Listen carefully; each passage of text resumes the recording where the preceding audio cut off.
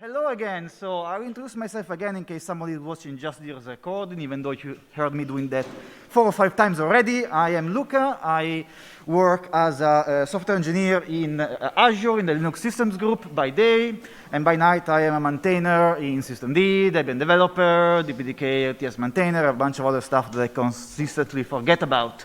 So I'm here to talk to you about Microsoft Azure Boost. So, believe it or not, Linux today is at the heart of the Microsoft Azure infrastructure.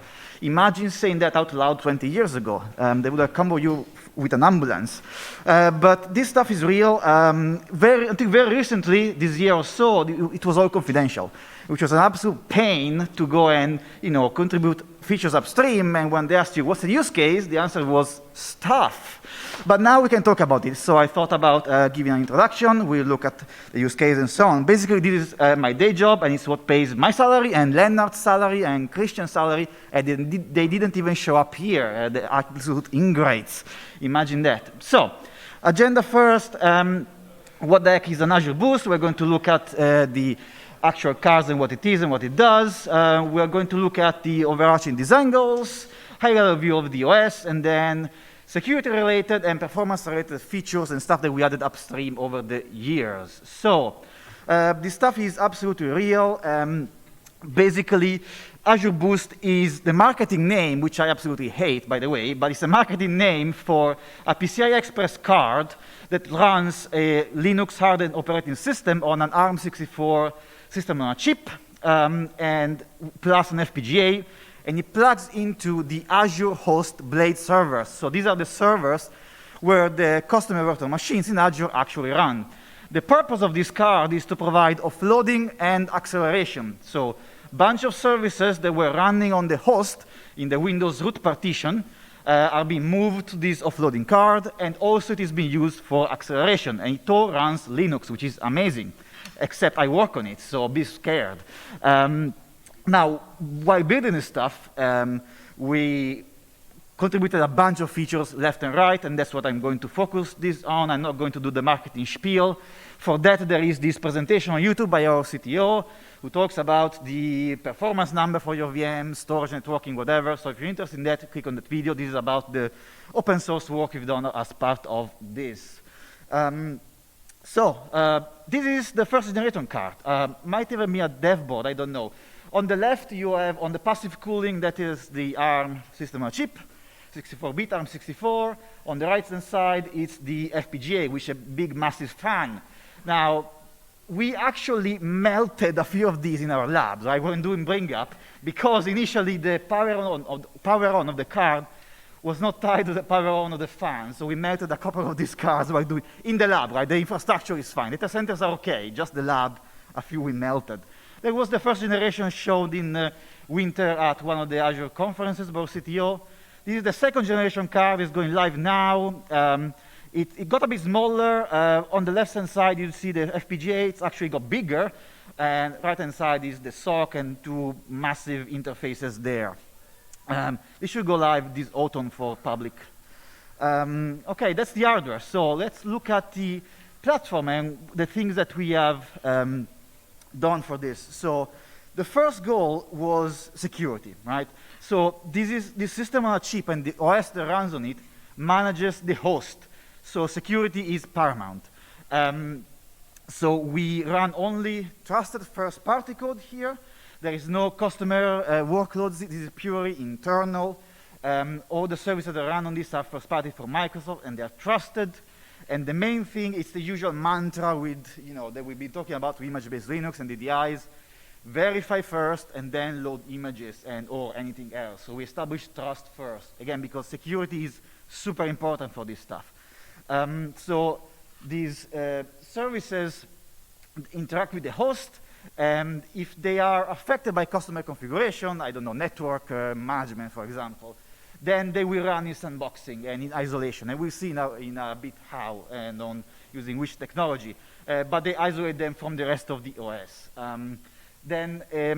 We don't just use one technique for security. We deploy a bunch of them. And it's not a binary stuff. It's a work in progress.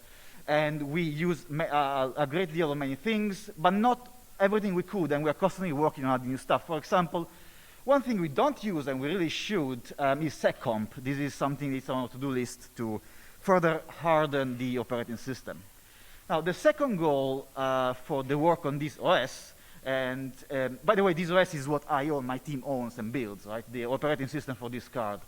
The second goal was performance, not in the sense of the payloads running fast, because it's at ARM64, but in the sense of minimizing interruption.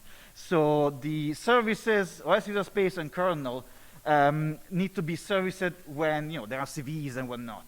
And we focus on minimizing interruption. Those are our performance goals.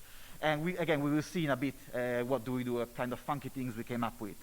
And the main reason is because when some of these services that we migrated from the host are down, for example, you cannot build new network connections for the customer's virtual machines, which is kind of bad. Existing one works. And again, we see at the end how that works. Now, in theory, I would like to say we make no compromises on security. In practice, we are not quite there yet, but we're getting closer and closer and closer. Now, let's have a look at the operating system, high-level layout. First of all, this is a custom build of Yocto Linux. We are looking at switching to Mariner in the future, but that is still not done. So at the moment, production runs on Yocto Linux. We contribute everything upstream to Yocto. If you go look at the Git read, you will see a bunch of patches for Microsoft addresses. One of my colleagues is actually an upstream Yocto maintainer. We try to upstream everything we do in the Yocto layers. And of course, we add a bunch of stuff which are only relevant for the Azure infrastructure. It would be utterly boring for anybody else. As you do with Yocto, you have your own local stuff plus the upstream. The only exceptions are the kernel and systemd. Those trees would not follow closely Yocto. We have diverged because we move faster there. Actually, for the kernel team, led by James Morris and Tyler Hicks, they maintain a single source tree for the world of Microsoft, so we get the build from them. And for systemd, I manage that, and we moved further forward than Yocto is at its LTS. Secondly, when you boot an image, you get an initrd, which is just a tiny shim. It only loads an embedded DDI, so the DDI is embedded in the CPIO. And the init there is just a tiny thing that does the verity setup, opens the DDI with dm-verity, and then just jumps into it. For this, this was, I think, one of the first features we contributed upstream to user space and the kernel signed dm-verity. This was done by Microsoft exactly for this project. I think 4 or 5 years ago.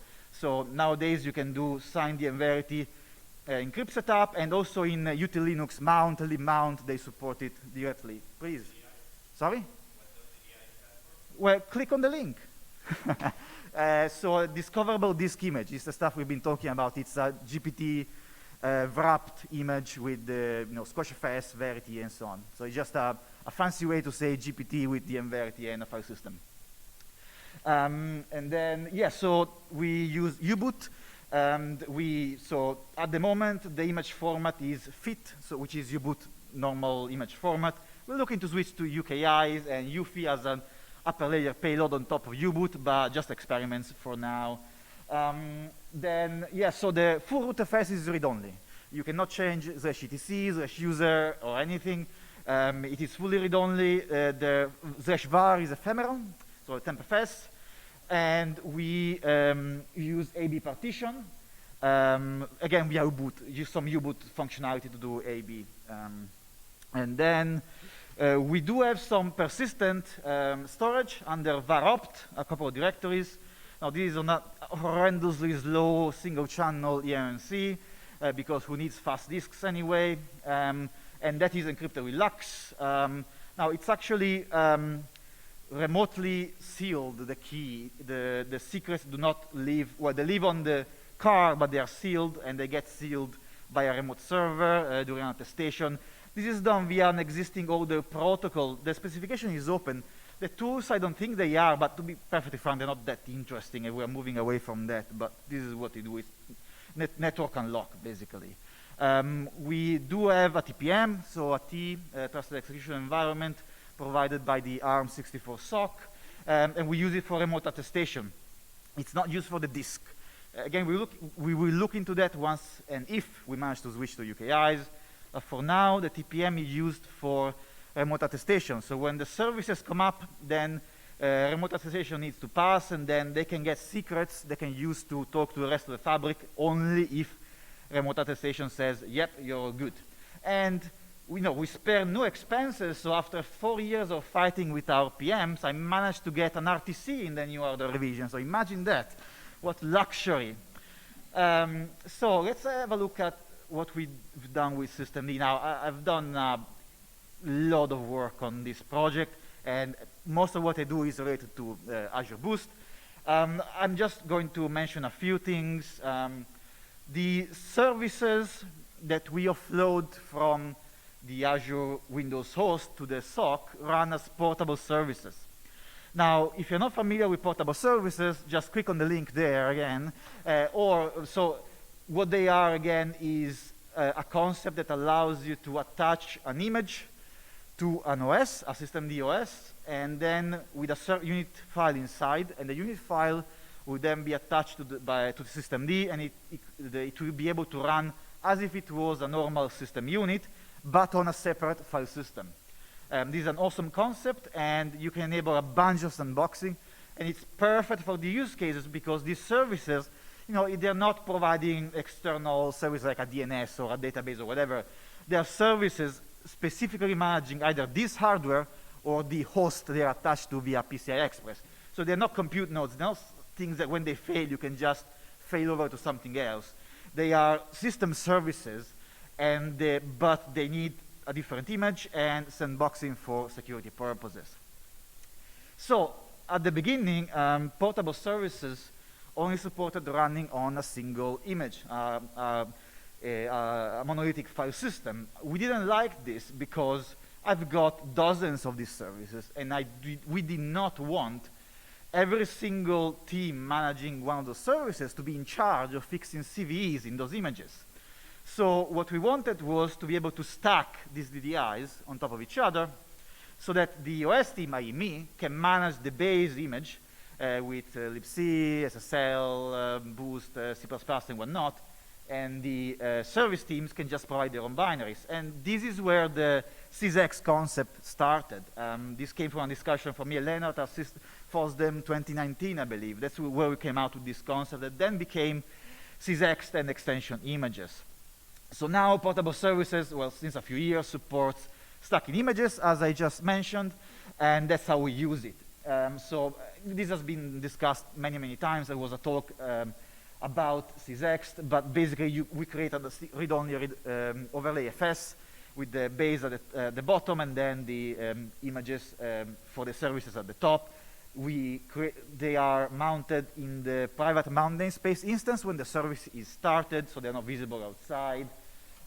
These images are managed and delivered and updated independently by, and again, owned by different teams, and everything works beautifully thanks to our orchestrator there.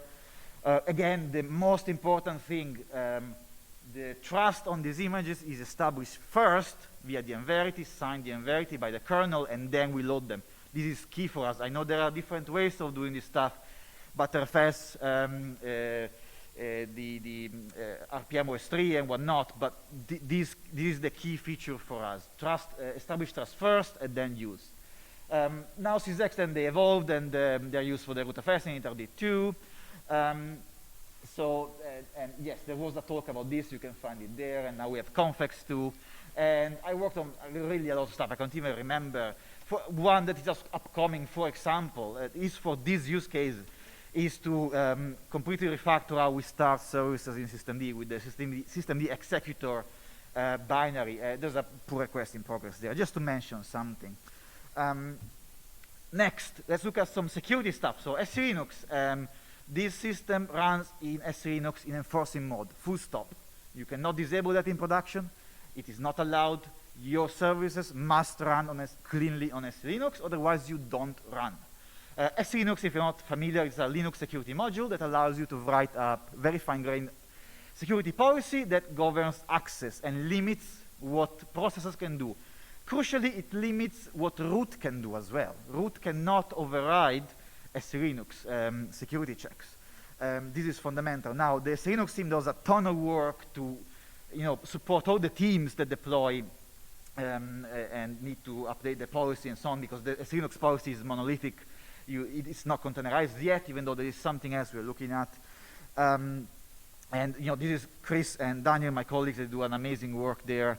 An example of a feature they implemented using SRE/Linux is multi-tier access. Now, you can log in on these machines in case of emergency, but you need peer approval first on the fly, and it is time limited, and access is limited. So there's multi-tier.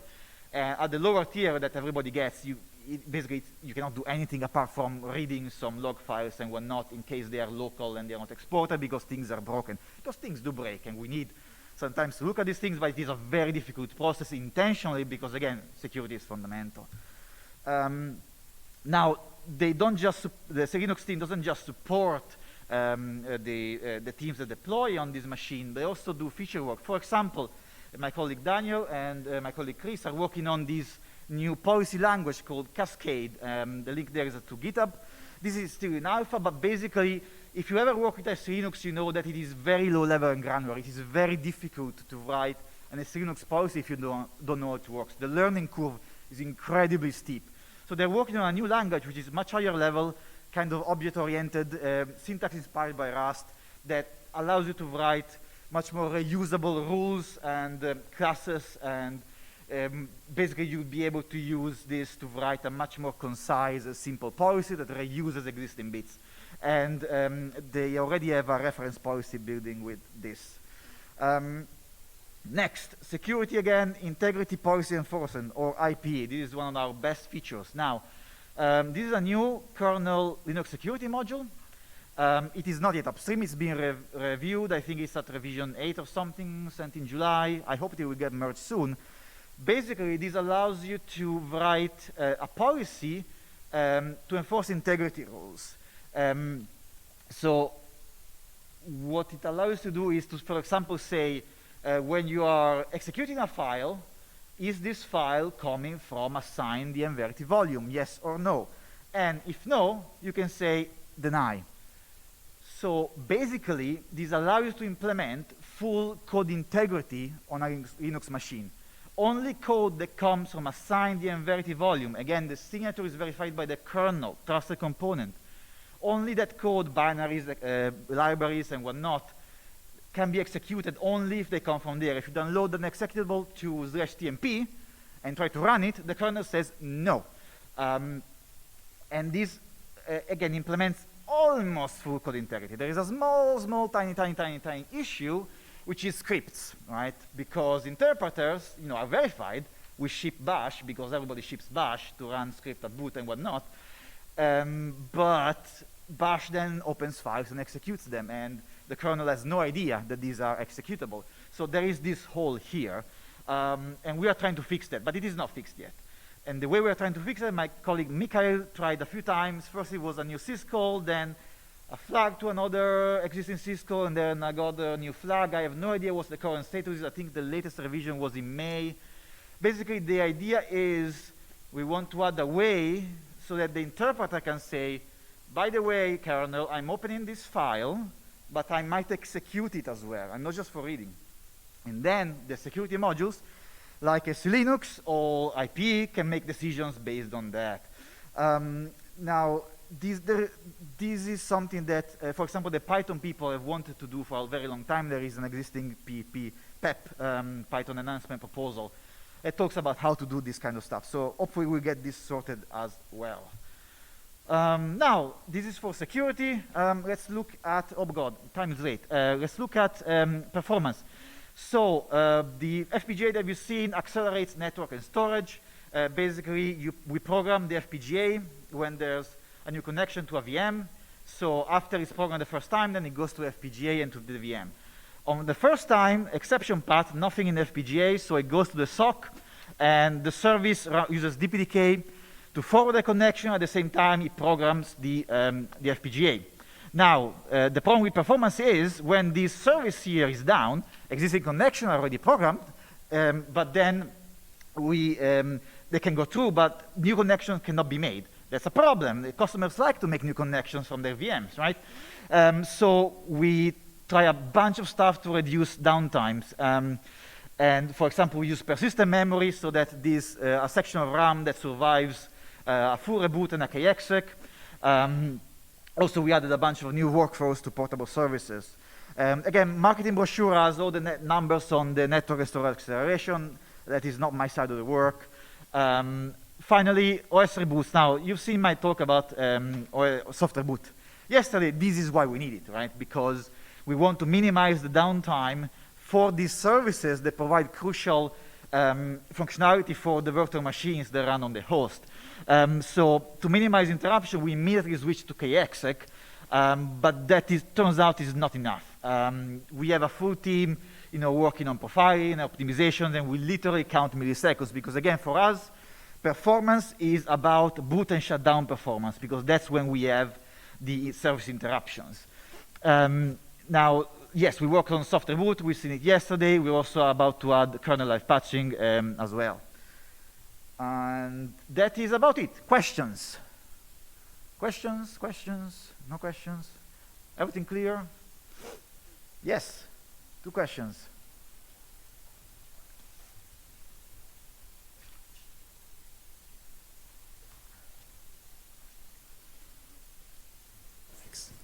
So maybe also again relating to the soft reboot talk yesterday, but if you can do kernel live patching and your portable services keep running while you're doing the soft reboot, why do you need the soft reboot after all? Because we need a soft reboot to keep the portable services running. Right? The soft reboot allows to update the rootfs while the portable services are running. With kexec, we cannot do that. Right? Okay. Kexec kills everything because the kernel goes down. Point of soft reboot, the kernel stays up, so we can keep things up. But with soft reboot, we can work around it. Yeah. One of the portable services slides mentioned that you're moving services between the host and the card. Are you moving between architectures, or is that no, just deployment of services? So this is not a live migration. This is a let's migrate our code and port it to Linux. It's that kind of one-time migration. It's not a live thing that things move back and forth. Oh my God, they will be mad. Imagine that. No. This is stuff being reworked to run on Linux. Okay, yeah, thanks. Anything else? We have 1 minute. 2 minutes. Wow, I was fast.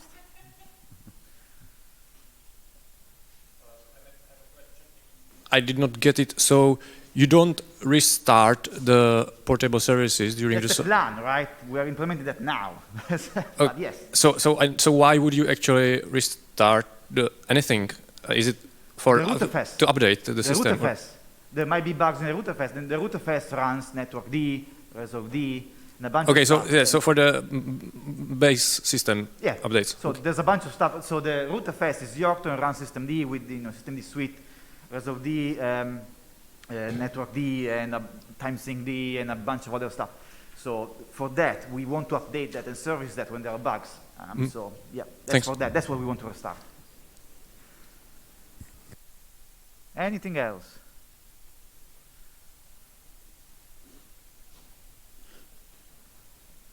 Are the portable services that you run, do they share at all the file system with the rootfs? No. That is the key. So they run on their own image. We provide the base image, which is not the rootfs. It's a separate, same build, but different image, and then we layer the... That was what I was wondering, yeah. Yep.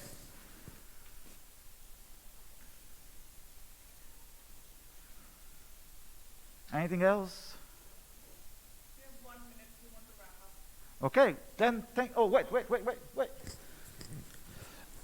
Given that a lot of the rebooting is to swap out the underlying image of the file system, would you be able to use something like tucked mounts, where you're mounting underneath in a layered file system to avoid needing to reboot? Well, we also need to restart a bunch of stuff that might not be restartable, like dbus. You cannot restart dbus, right?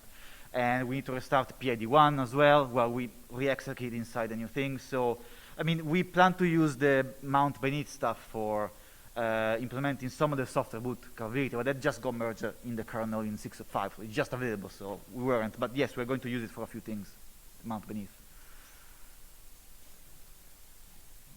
On the right. Do you have an idea how many truly non-restartable components we have in a base system? Like dbus is obvious one, but do we have anything else? Because I think like if somebody tackles dbus, then maybe, you know, like software would be also still useful, but I don't know. This is a minimal thing, so it's just dbus. On a bigger system, maybe more, but I don't know. But now we need to wrap, so thank you very much.